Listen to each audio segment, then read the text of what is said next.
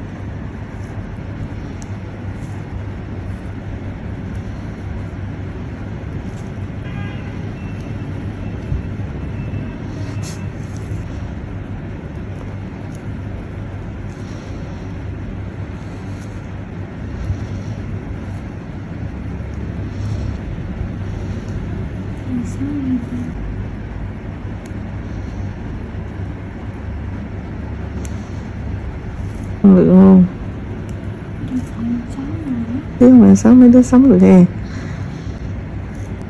Em có thể nhận một buổi sáng buổi tối em không thể nhận.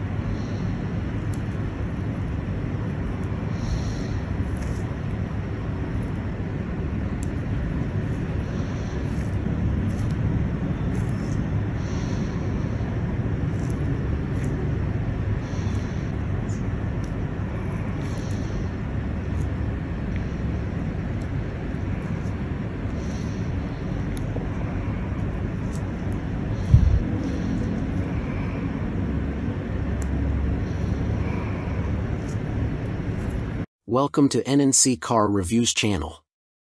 1967 Chevrolet Impala Sports Sedan is our Bring a Trailer auction pick of the day. Indulge your supernatural fantasies with this big Chevy hardtop, done up as a clone of the hero car from the TV series, which is now up for auction on the Bring a Trailer website. With bench seating, a 2-speed Powerglide transmission, and a burbling 283 cubic inch engine, this is an ideal weekend cruiser that makes all the right sounds. Repainted black and fitted with chrome 15-inch 5-spoke wheels, this Impala will be instantly familiar to a demographic far younger than your usual muscle car enthusiast. Running over 15 seasons since it debuted in 2005, Supernatural was one of the longest-running, most successful fantasy TV series ever. Focusing on fictional twin brothers Sam and Dean Winchester as they roved around the country fighting demons and ghosts, it was sort of a cross between a traditional Western and Buffy the Vampire Slayer. And in a Western, you need a faithful horse. Dean Winchester had Baby, his beloved Impala. Originally, the show was supposed to feature the more obvious choice of a mid-1960s Ford Mustang, but the decision was made to go for something a little rougher around the edges. A black pillarless hardtop Impala offered the necessary air of menace, low and rumbling, and with the implication that there was plenty of space in the trunk for a body or two. Up for auction on the website Bring a Trailer, which, like Car and Driver, is part of Hearst Autos, is a clone with all the charm of the supernatural hero car. With the auction set to end on Tuesday, December 6th, bidding sits at just $5,200. Welcome to NNC Car Reviews channel. 2023 Mini Cooper Southeast First Drive, a sign of great things to come. Lively handling and expressive design have been Mini's hallmarks ever since BMW reinvigorated the marque for the 21st century, so it stands to reason that a brand like Mini could benefit massively from the onrushing electrification of the automobile. But so far, outfitting Mini's lineup of compact and subcompact models with motors and batteries has been slow going at best. To see how Mini has been coming along on its path to the inevitable future of automaking, we jumped behind the wheel of its only all-electric powered offering at present, the recently updated 2023 Mini Cooper SE, for a quick spin. What's changed since we last drove an SE? In case you missed our initial coverage, the Mini Cooper SE isn't just an electrified version of the base Mini hardtop coupe. Mini actually started with the hotter Cooper S trim when building its SEV. Although it no doubt would have been better to start from a dedicated electric platform, we appreciate that Mini set out to lend some sportiness to its first ever mainstream consumer EV. When we first tested the 2020 Cooper SE, we enjoyed its entertaining driving dynamics and model-specific styling cues, but we also found it to be lacking in other areas. Mini attempted to make the Cooper SE a bit more appealing with a refresh for 2022 that included new technology, cosmetic changes, and most important, an improved EPA-rated range of 114 miles. Although the SE received the same exterior facelift as the rest of the Mini lineup, which makes it look less distinctive and more like the regular hardtop, SE badging and the addition of an optional tricolor gradient roof helps set it apart slightly from its gas-powered siblings.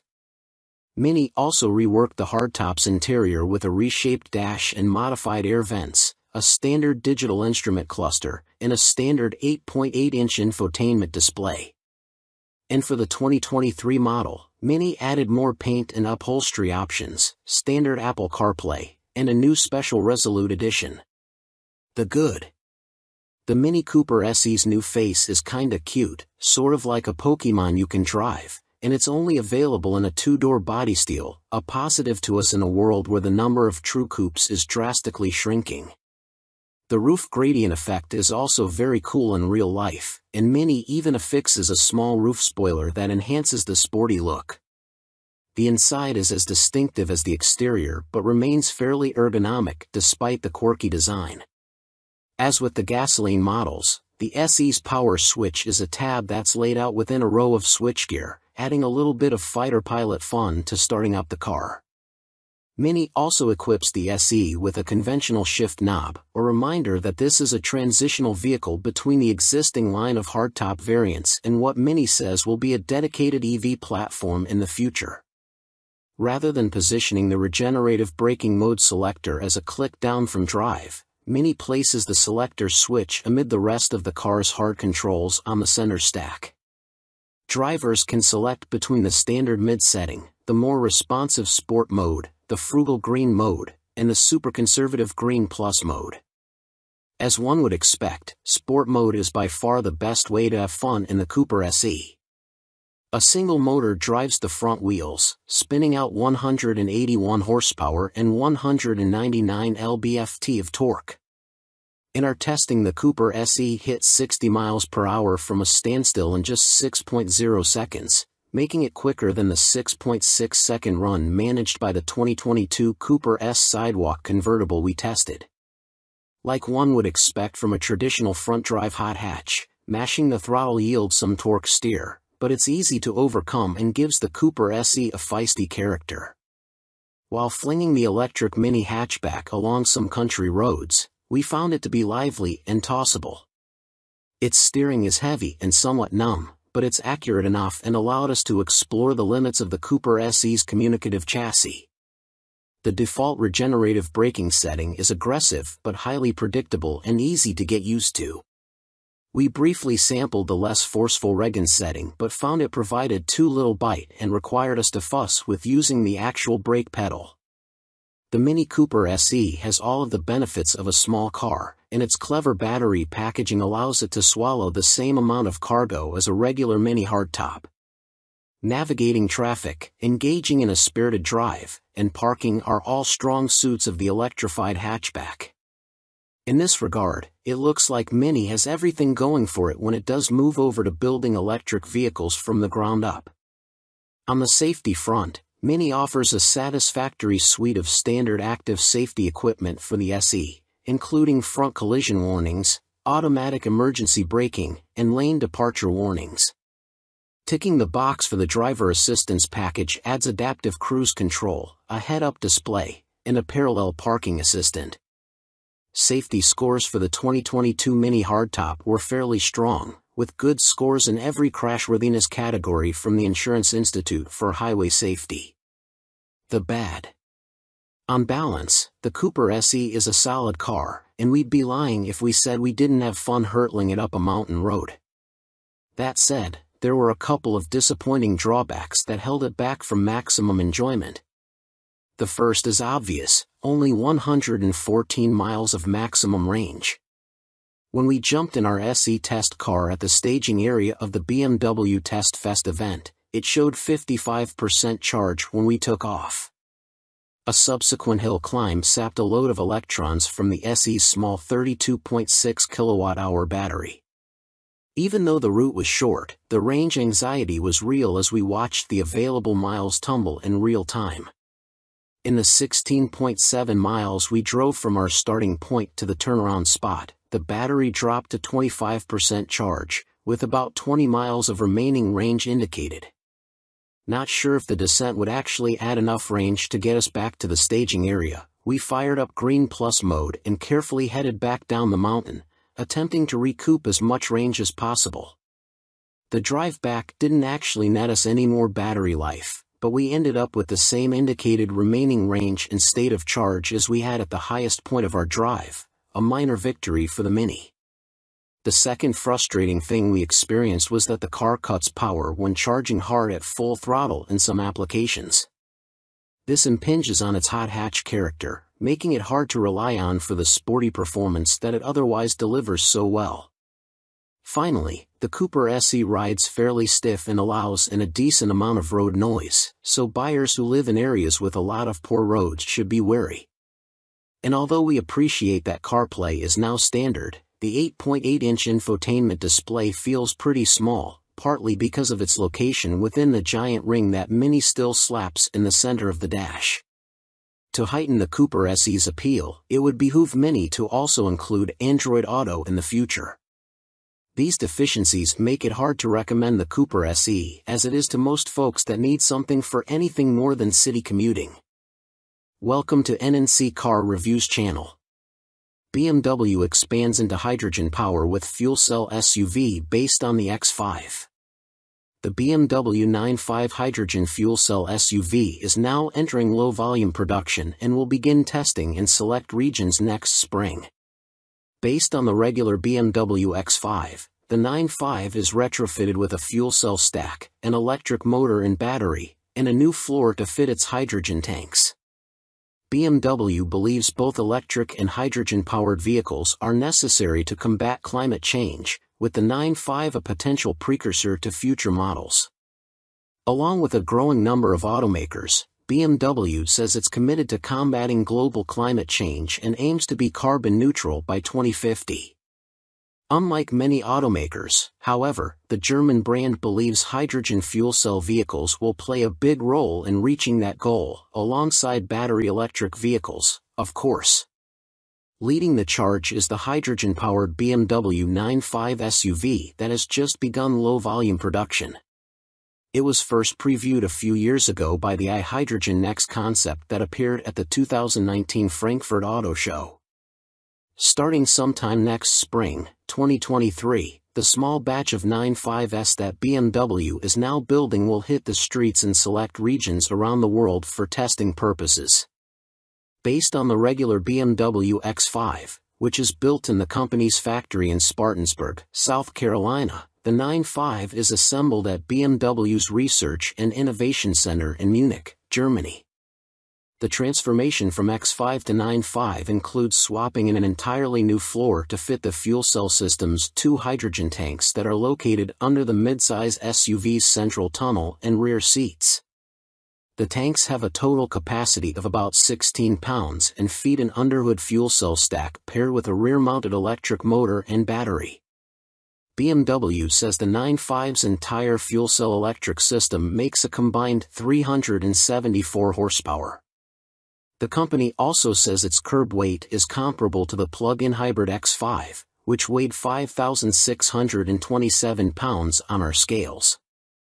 BMW claims the 9.5 can accelerate from 0 to 62 miles per hour in under 7 seconds and has a top speed of 118 miles per hour. It also has an estimated driving range of around 310 miles. Although that claim is based on the optimistic European WLTP cycle. BMW believes that fuel cell powertrains will provide a carbon-free alternative to customers with needs that can't be met by EVs, such as those who need to refuel quickly and don't have fast charging access. The company also thinks hydrogen power will help offset the challenges that electrification faces, especially with medium and heavy-duty trucks. Other issues the technology is said to address include regions with constraints on electrical grid capacity and renewable resources. Plus, BMW says more than 40 countries worldwide currently have a strategy regarding hydrogen power and cites the continuous build-up of hydrogen refueling stations since 2020. Welcome to NNC Car Reviews channel. Custom Restomod 1965 Dodge D200 wedges in a modern Laramie interior. Classic on the outside, modern on the inside. Fooled again. Never saw it coming until you open the truck door.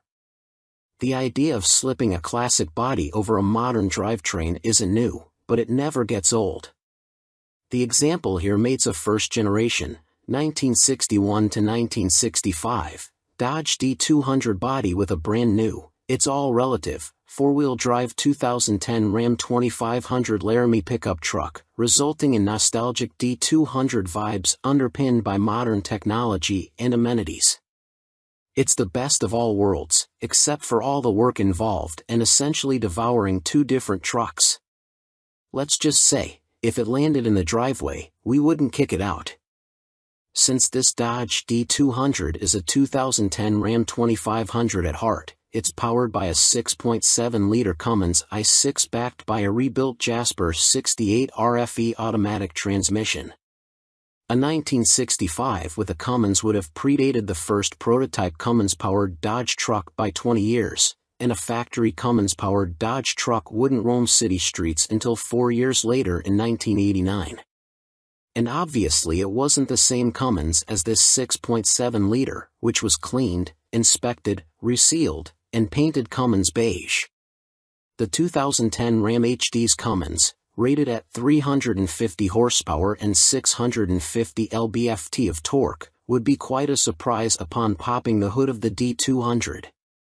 The outside of this Oxford Grey Dodge D-Series looks smooth and straight, showing off the beautiful lines of that classic swept-line bed, which was cut down and modified to fit its new chassis. Likewise, the front fenders were extended, while a taller intercooler and radiator necessitated a 500 series truck grille filler panel for proper clearance.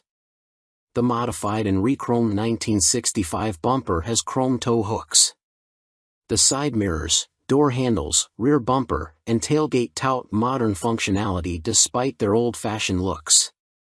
The vintage-looking stainless power mirrors are compatible with the factory Laramie controls, and the polished original stainless refrigerator door handles were modified to work with the 2010 door latches, retaining power locks and door switches.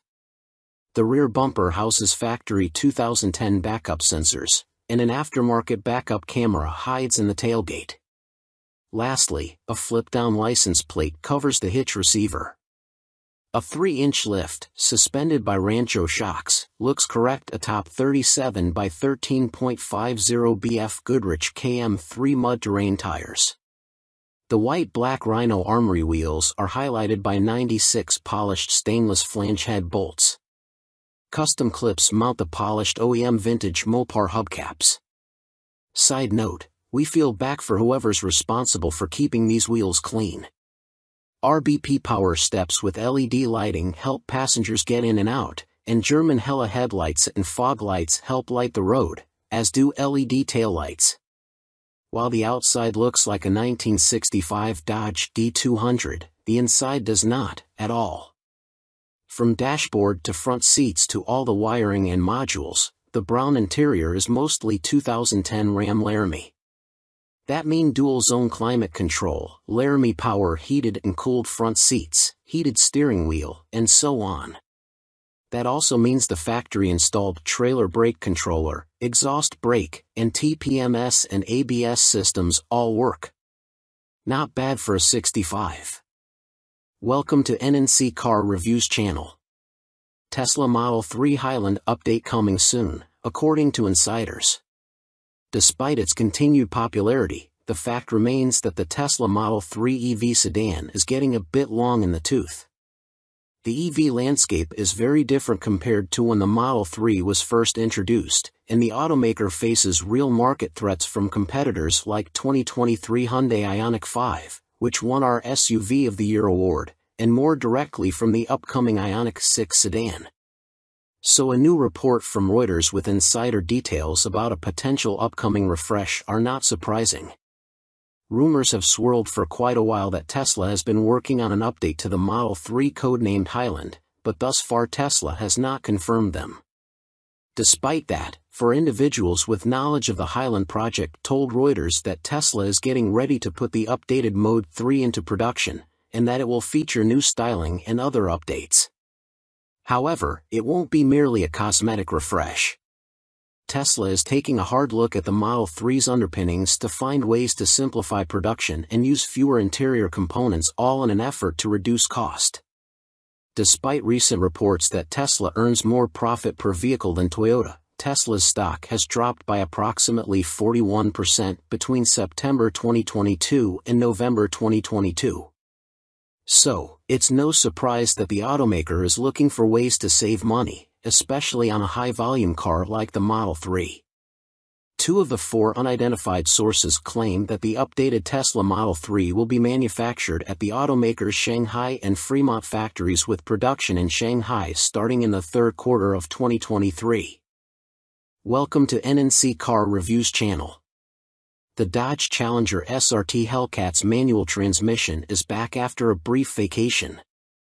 Well, it looks like the Dodge Challenger SRT Hellcat's manual option, after having been removed from Dodge's site earlier in 2022, is back in the lineup for 2023. The 6-speed Tremec manual is listed as the standard transmission for the non-red-eye Challenger SRT Hellcat in official documents. But where did the Tremec go, and why? Don't blame the lack of popularity of manuals in most new car sales. Dodge's reasoning is a bit more digital than that. The Powertrain Control Module, PCM, fitted to manual-equipped Challengers required a new calibration, putting any chance of getting a stick on the model on ice for the rest of the 2022 model year. A forum post, via Road and Track, dating back to December 10, 2021 shows that the manual transmission version of the Challenger Hellcat was not available for 2022. However, looking on Dodge's website at the time, every other manual option of the Challenger could be ordered, but the Hellcat manual isn't even on the site.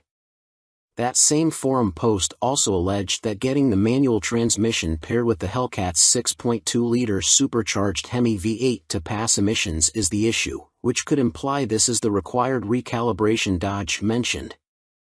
There might be some grain of truth to that, but we weren't able to directly confirm.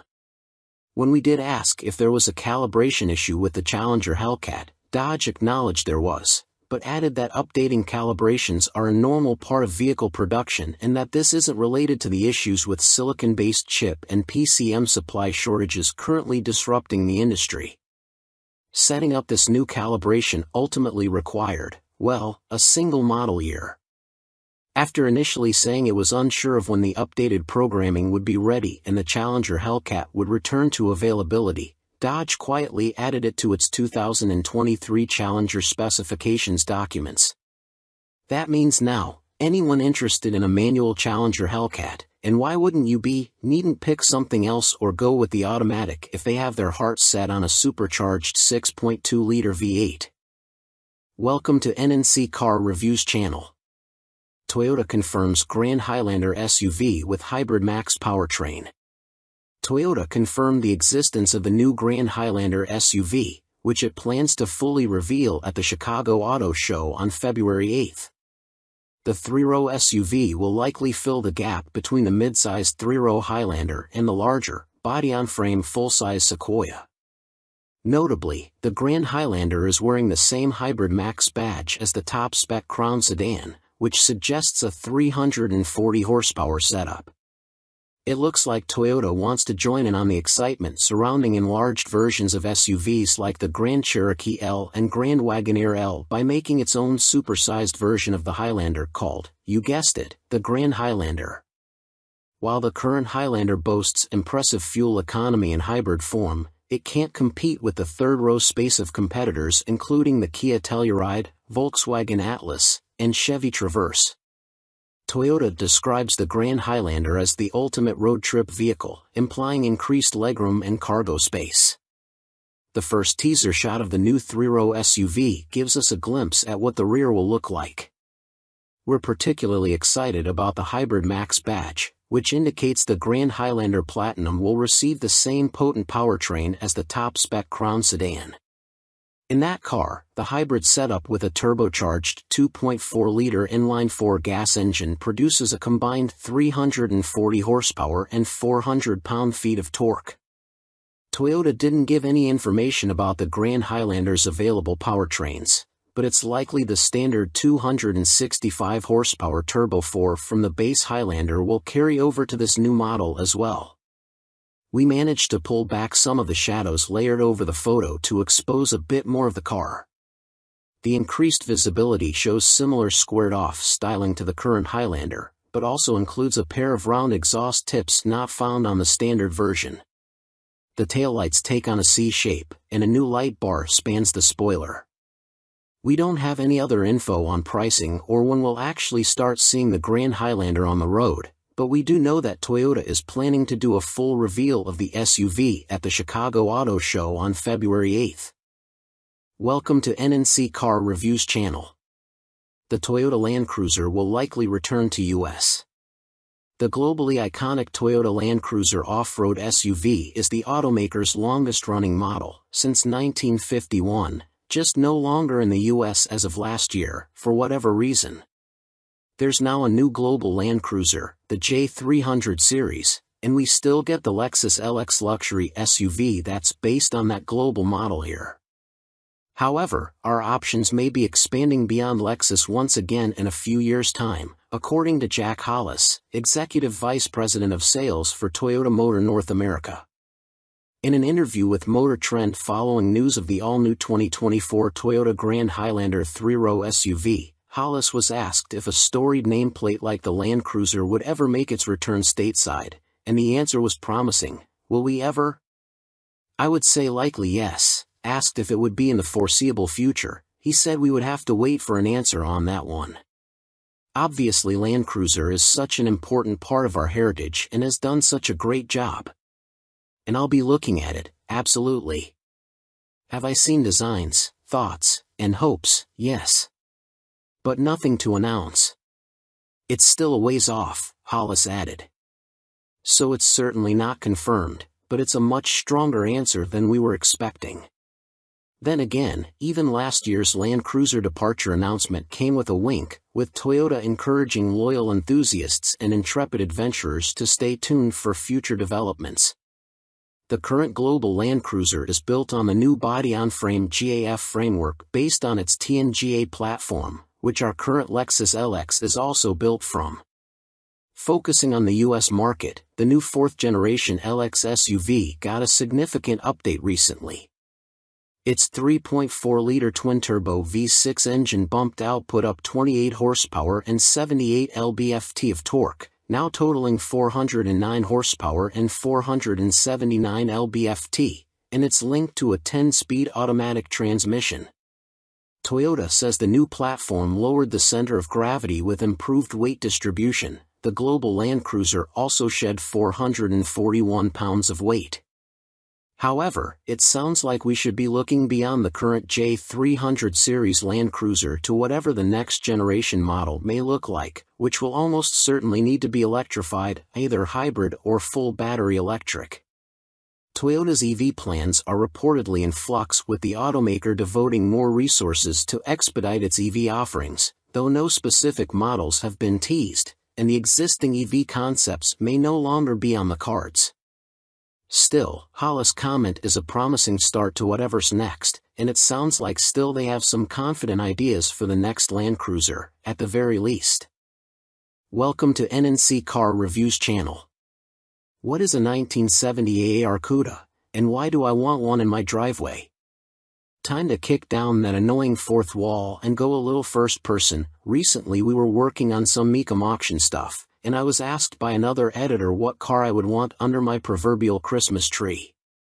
Now, I used to run Super Chevy, and although my car choices would lead people to believe that I'm a diehard Chevy guy, the truth is that I like cars in general, even if I do get pulled into the Chevy Gravity well most of the time. After browsing the Kissimmee, Florida, Mecum listings, I found the car I would want, a 1970 AAR Plymouth Barracuda. A Mopar. Yeah, but not just any Mopar. How many E-bodies were built in 1970? Before we look specifically at the AAR variant, we should get an idea about how special the 1970 Mopar lineup was. Many consider 1970 to be the high watermark for E-bodies, and in terms of sales, it certainly was. Chrysler was hoping to sell nearly 250,000 E-bodies that year, and although it didn't hit that number, the company did sell a ton of cars, with 55,499 Barracudas and 83,032 Challengers leaving the factory. The Plymouth Barracuda, shortened to CUDA by the cool kids, like the Challenger, offered 3 lines, as well as 3 body styles: the base coupe, a hardtop, and a convertible. A whopping 9 engine options were on the menu, ranging from the base 145 horsepower Slant 6 to the iconic 455 horsepower 426 Hemi V8. What is an AAR CUDA? Anyone who knows me would tell you that I'm into the whole pro touring deal, so that might be why the AAR CUDA flips my switches. The AAR CUDA joined the Plymouth family in March of 1970, and was a tribute to Dan Gurney's All-American Racers, AAR, Barracudas being run in the SCCA Trans Am series. The track version the team fielded was powered by a 440 horsepower 305-inch V8 topped with a lone 4-barrel carb. The civilian AAR CUDA was built to approve, homologate, in fancy talk, the small block engine for SCCA racing use.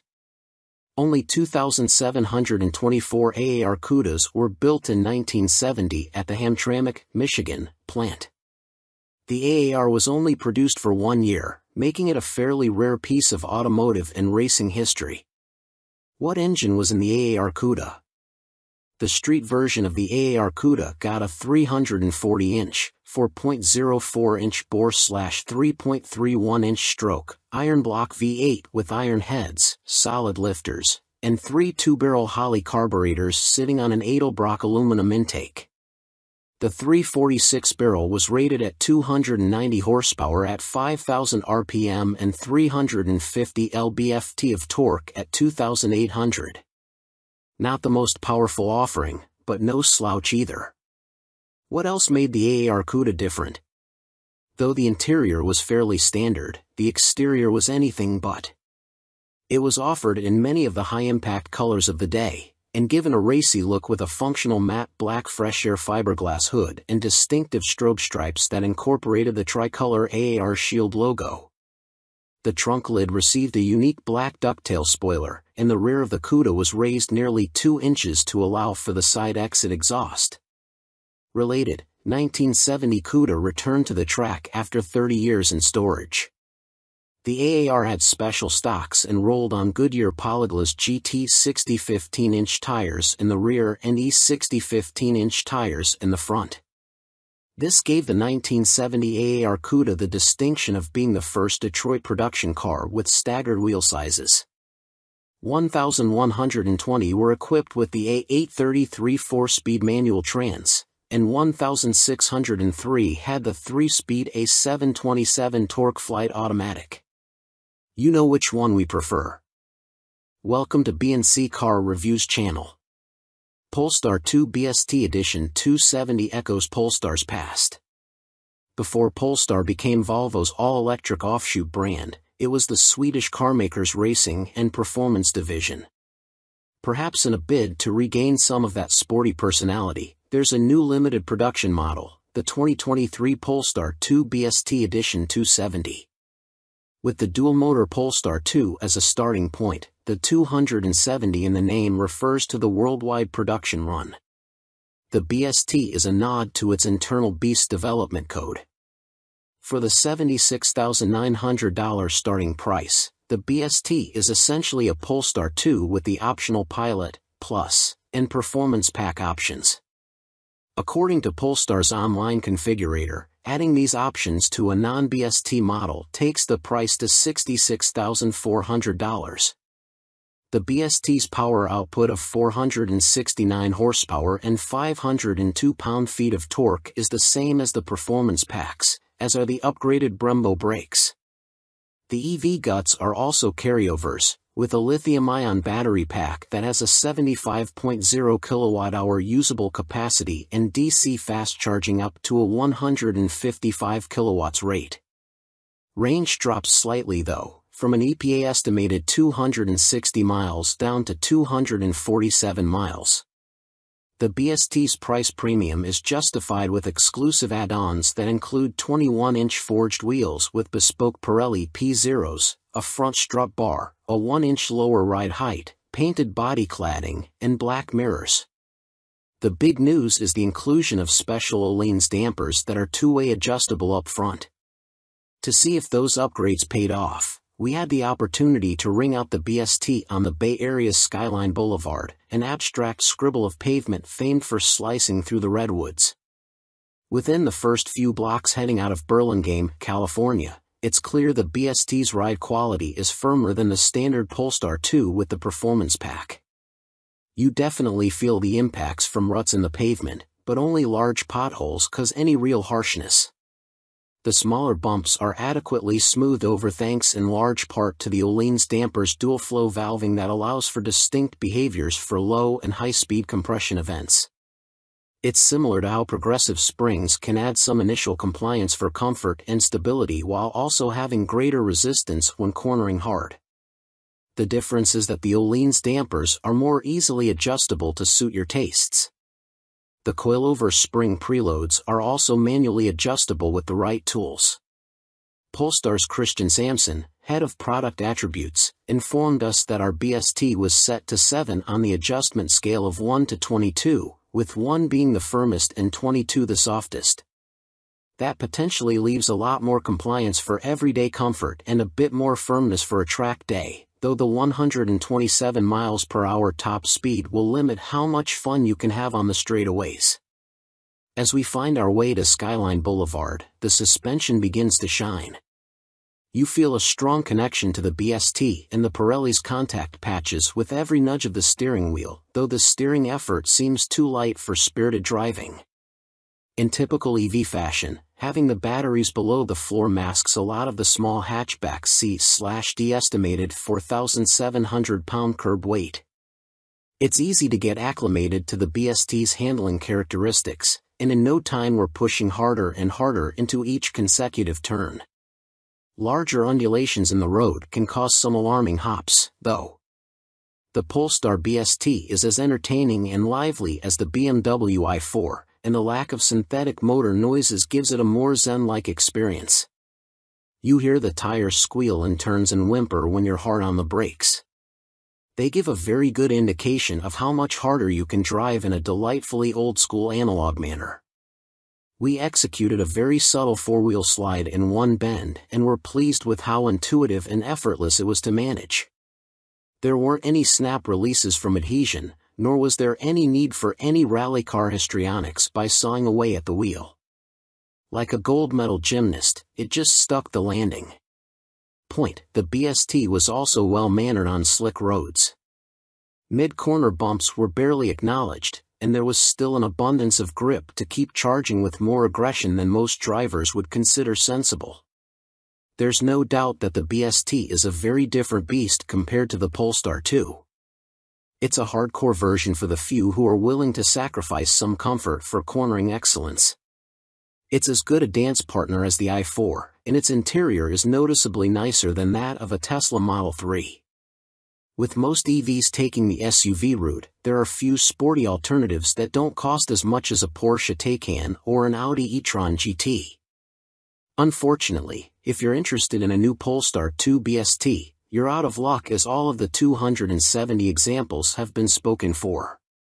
And that begs the question of why Polestar greenlights such a limited production run. It seems likely that the BST is testing the waters for a more serious performance EV in the future.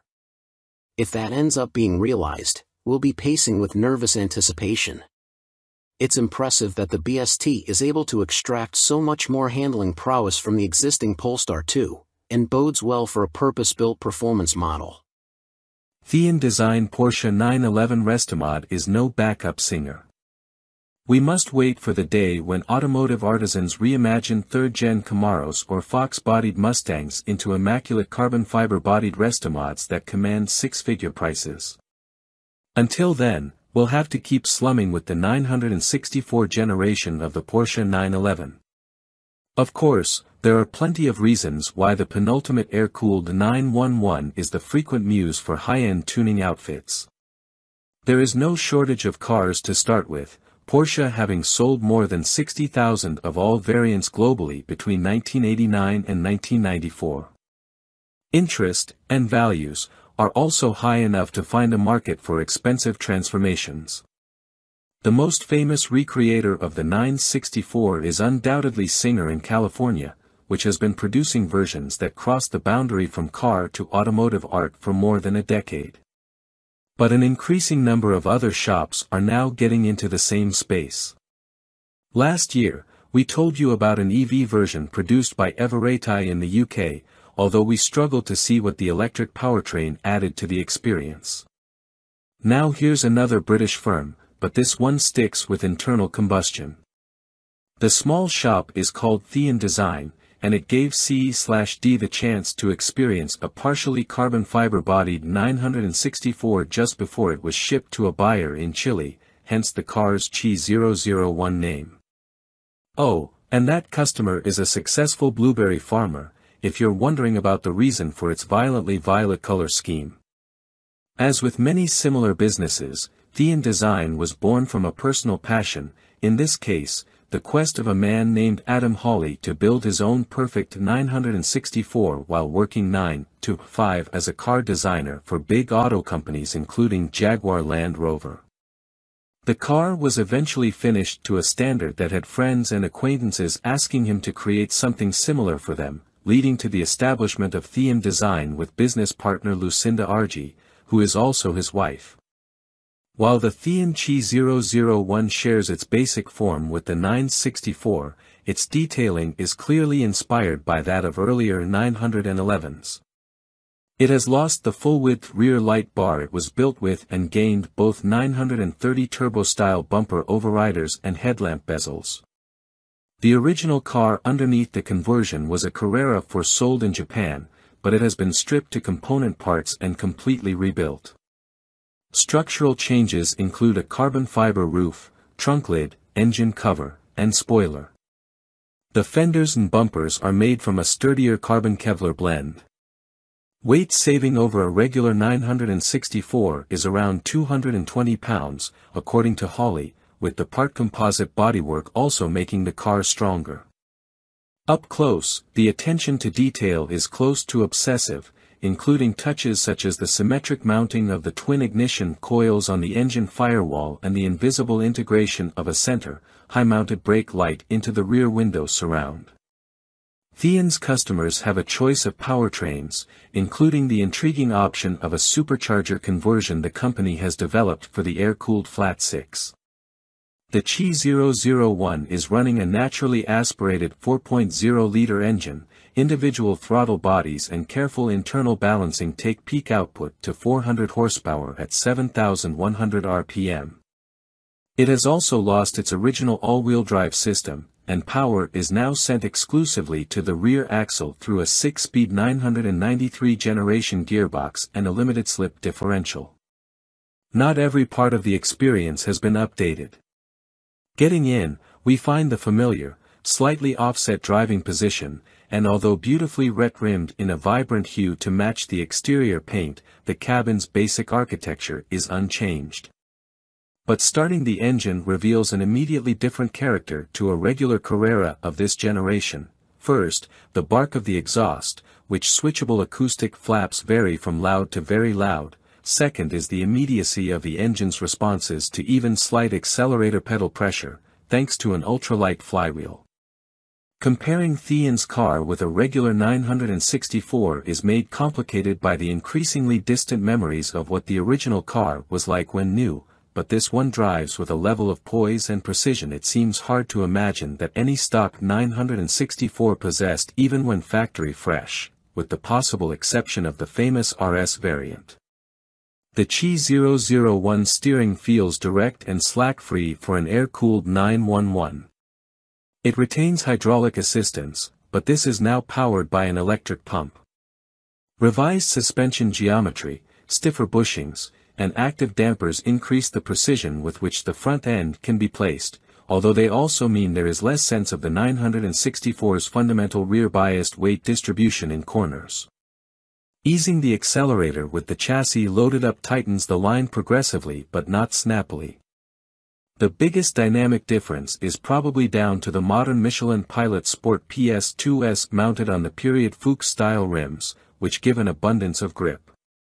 The ride is firm even with the adaptive dampers in their softest setting, but not uncomfortably so.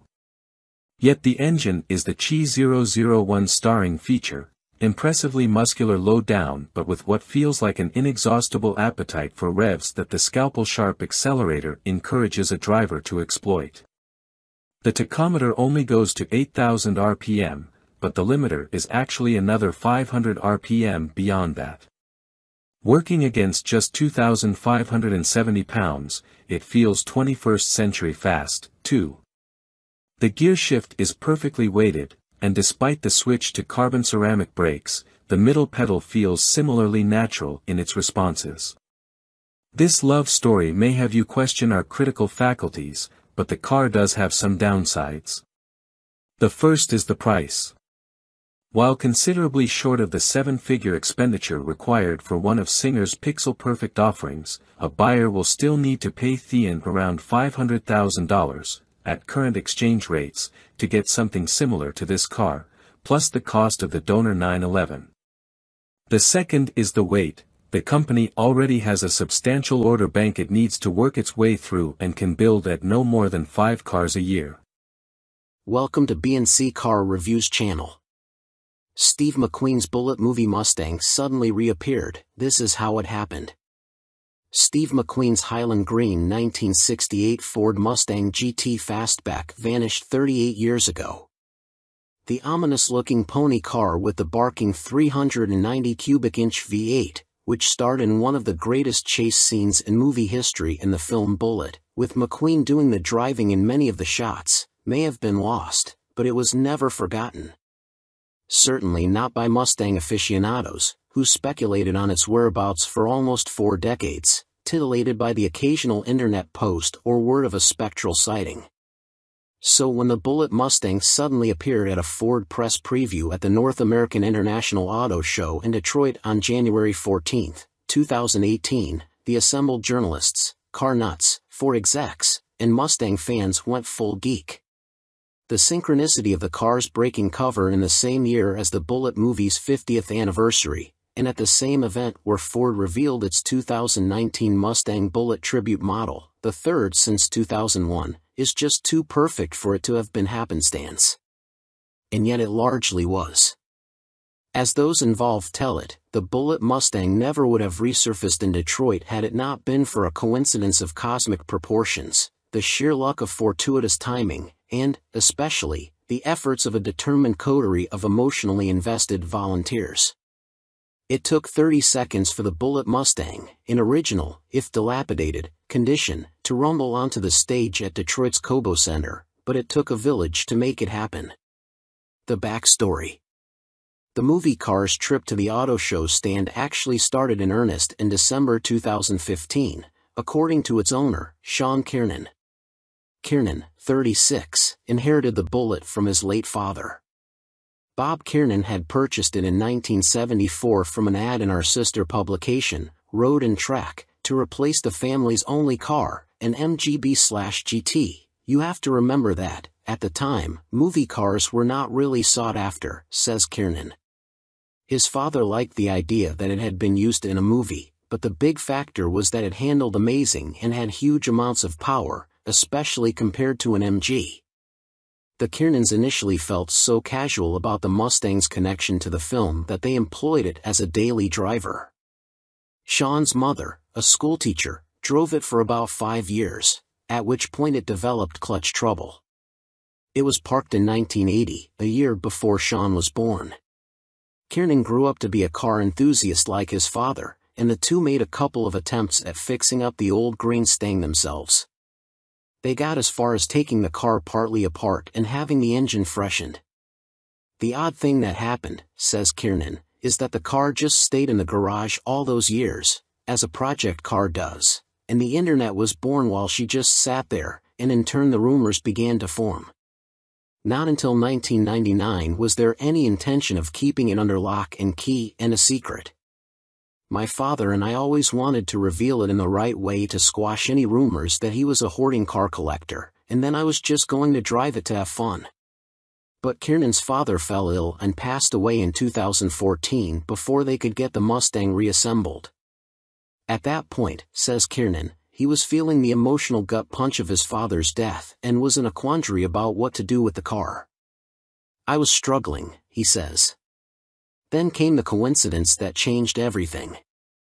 In December 2015, Kiernan, a salesman of automotive paint and supplies who lives outside Nashville, was returning from a day of sales calls with his boss, Casey Wallace.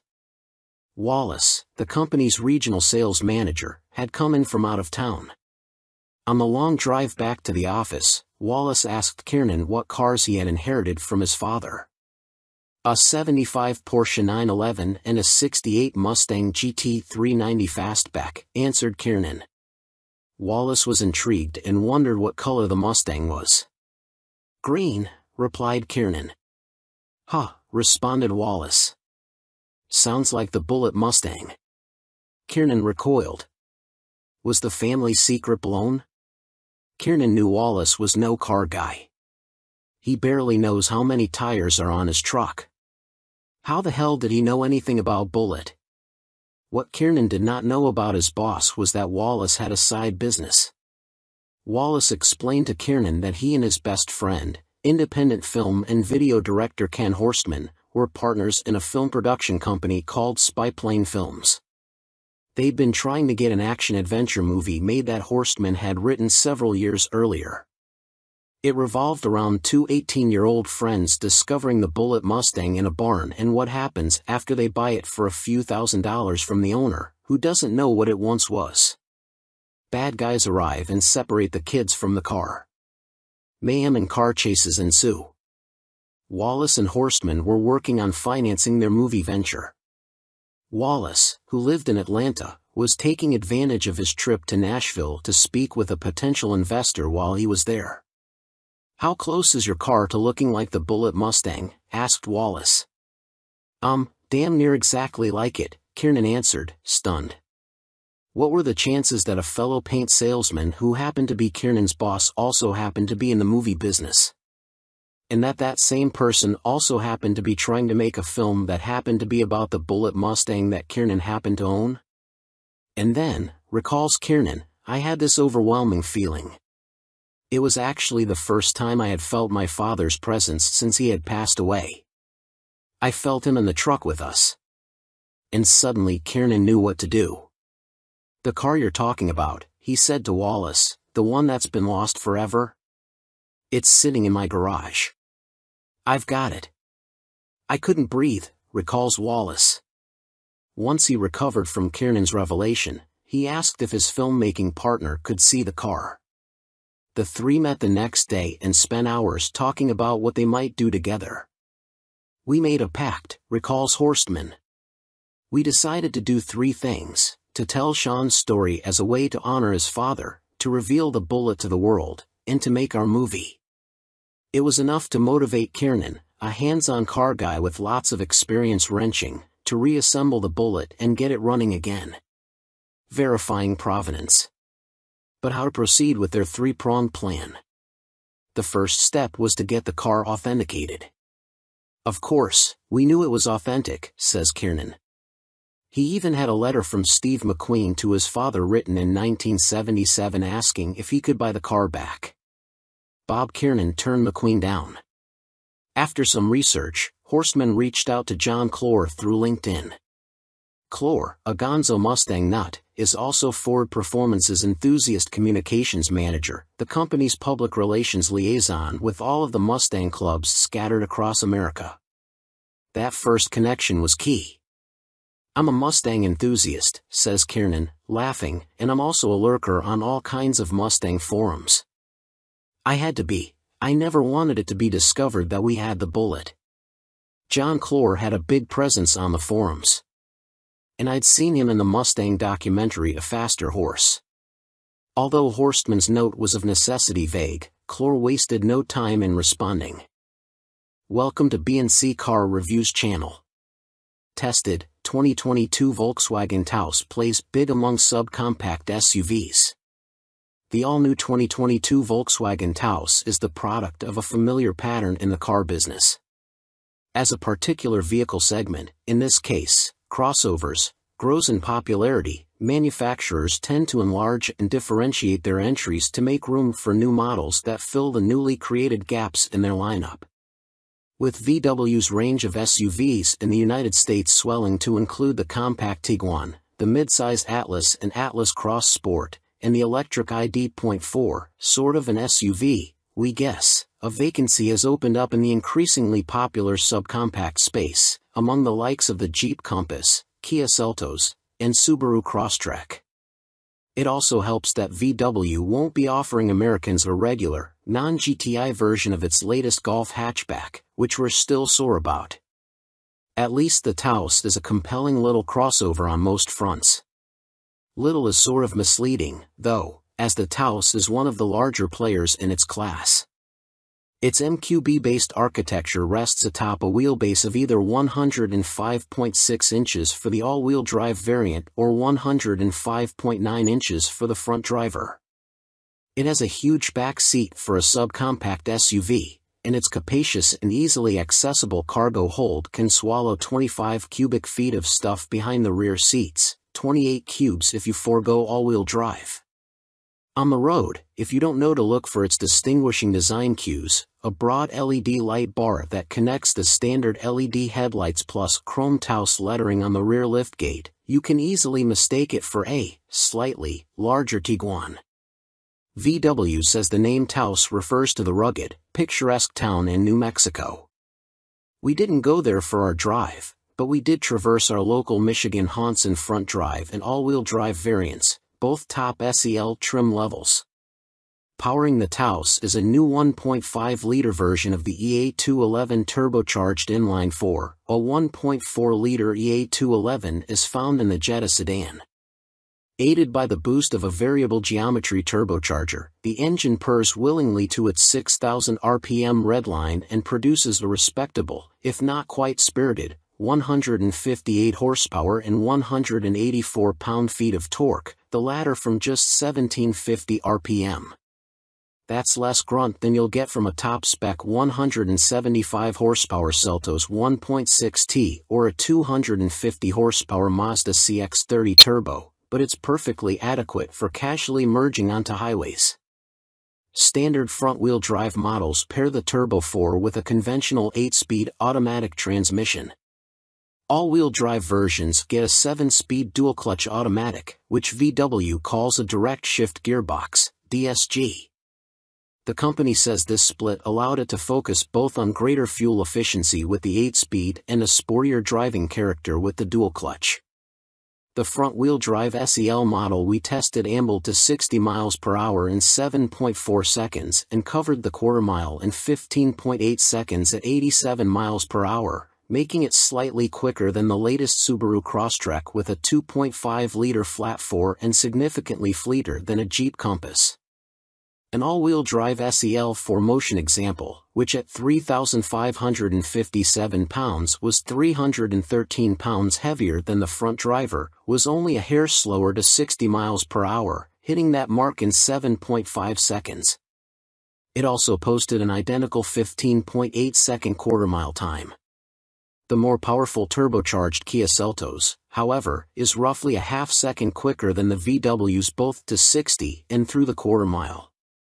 That said, the front-drive Taos is the fuel miser's choice, earning an EPA combined estimate of 31 miles per gallon, versus 28 miles per gallon for all-wheel drive models.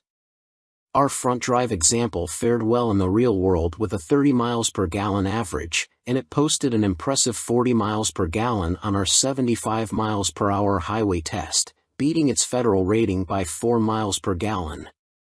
The aforementioned Subaru and Kia, both AWD, managed only 30 mpg on our highway run, significantly behind the 33 miles per gallon that the all-wheel drive Taos achieved in that test. Overall, the AWD version averaged 29 miles per gallon while in our care. Welcome to B&C Car Reviews channel. The all-new 2023 CR-V is everything you want in any terrain. Adventure, a versatile word that covers a lot of ground. Just like the next-generation CR-V. The redesigned mid-size SUV is ready for bigger adventures, from crosstown to cross-country, with more capability, a spacious cabin, and plenty of room for gear.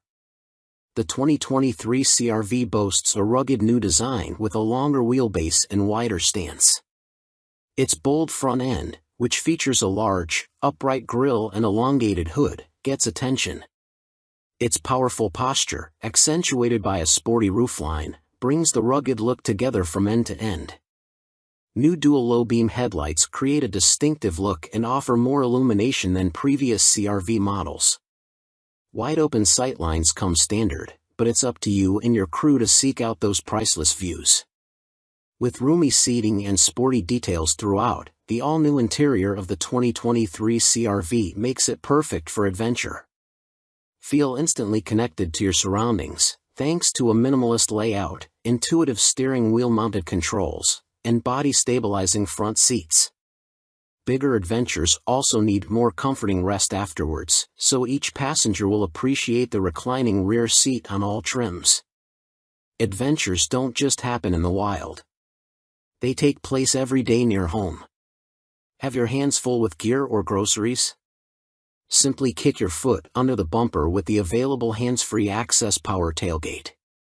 The low, wide cargo opening and expanded cargo area makes it easy to load in and out. Know what else an adventure needs?